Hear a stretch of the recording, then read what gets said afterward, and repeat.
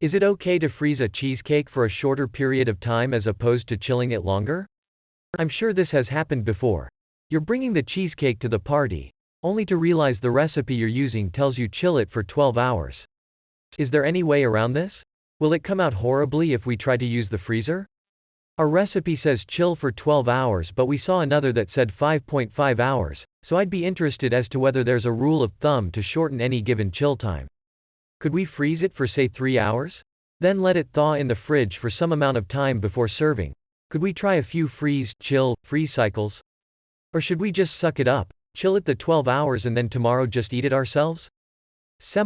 Closing parenthesis. Don't freeze it. I tried that. The ice crystals that form at the lower temperature make the cheesecake texture awful and can cause cracks. However, people will eat warm cheesecake, so just chill it in fridge for whatever amount of time you do have. I wouldn't freeze it, especially if you're planning to serve it at a party, and thus wouldn't want to risk a failed experiment. Likely, the outside of the cheesecake would freeze but the center would remain warm. If you haven't made the cheesecake yet, you could try making small individual-sized cheesecakes, in muffin tins, perhaps. If it's already been baked, and there's no way to chill it for the recommended time, I would go for a plan B.